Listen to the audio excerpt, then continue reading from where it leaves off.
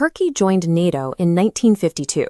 Today, it hosts approximately 50 American B-61 nuclear bombs on its soil at Incirlik Air Base.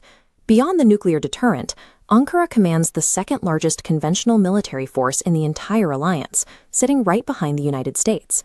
But if you track their recent actions, you see a conflicting picture. Turkey buys advanced air defense systems from Russia. They actively block other democracies from joining NATO.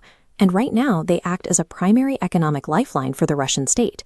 A member state is openly defying the core objectives of the Western alliance, yet they face no significant expulsion or removal, remaining a core pillar of the very organization they are undermining. To understand how this works, you have to look at the leader who turned Turkey's foreign policy into an openly transactional system designed to extract leverage, Recep Tayyip Erdogan.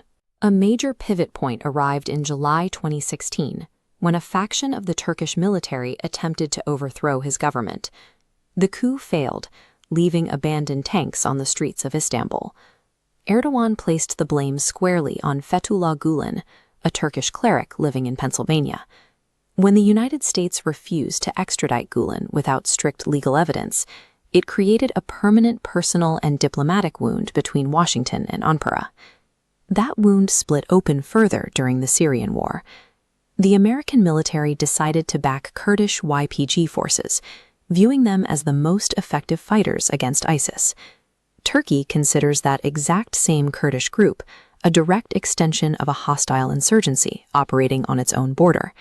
From Ankara's perspective, their closest ally was intentionally arming their enemy. These events eroded the basic trust required for a traditional alliance. Turkey learned to rely on no single partner, choosing instead to aggressively play great powers against each other to secure its own interests. That strategy reached its highest stakes test in 2017, when Turkey decided to purchase Russia's S-400 surface-to-air missile system. This visualization shows an S-400 radar wave sweeping over the silhouette of an F-35. The conflict was technical. If Turkey operated the Russian radar network alongside NATO's F-35s, it could allow the Russian military to map the aircraft's radar signature and compromise its stealth capabilities. The United States issued an ultimatum, and when Turkey refused to back down, Washington expelled them from the F-35 program entirely. It marked the first time the alliance had ever imposed direct sanctions on one of its members. Turkey absorbed the billion-dollar financial hit and kept the Russian hardware anyway. They sent a clear message. Maintaining absolute control over their strategic decisions is worth more than Western military technology or economic stability. When Russia invaded Ukraine in early 2022, the West dropped heavy economic sanctions. Turkey simply opted out. Instead, they stepped in as a crucial intermediary. Bilateral trade between Ankara and Moscow spiked over 80%. Turkish banks provided a bridge for isolated Russian capital, and they secured lucrative energy deals, building the Turk Stream gas pipeline into Europe. At the exact same time Turkey is routing Russian trade, they are actively arming the nation Russia is invading. Turkey sold Ukraine a fleet of Bayraktar TB2 drones. In the opening weeks of the conflict, those weapons proved devastatingly effective against advancing Russian armor columns. Because they control the Bosphorus Strait under the 1936 Montreux Convention, Turkey holds physical leverage over both sides. They act as the sole mediator, negotiating safe passage for Ukrainian grain exports while regulating Russian naval access to the Black Sea. Ankara maintains this posture with surgical precision. By making itself vital to both Moscow and Kyiv, Turkey ensures that neither side can afford to alienate them. If you track this strategy eastward into South Asia, you find one of Turkey's most openly hostile bilateral relationships, their dynamic with India.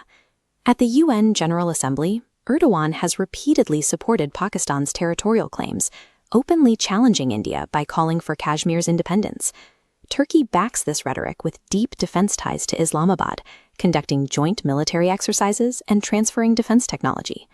New Delhi has responded by freezing bilateral trade growth and actively supporting Turkey's direct regional rivals, establishing closer ties with both Greece and Armenia. It is a striking mirror image. In Europe, Turkey extracts leverage by playing all sides. In Asia, they explicitly pick a side, trading diplomatic neutrality to project Islamic solidarity and counter Indian regional dominance. All of these actions circle back to Turkey's unassailable position within the Western alliance. They are too heavily armed to expel, and their geography is too critical to ignore, but they remain entirely too independent to be trusted. Erdogan has proven a difficult reality about the modern geopolitical landscape. In a world of competing powers, absolute indispensability is a far more valuable currency than absolute loyalty.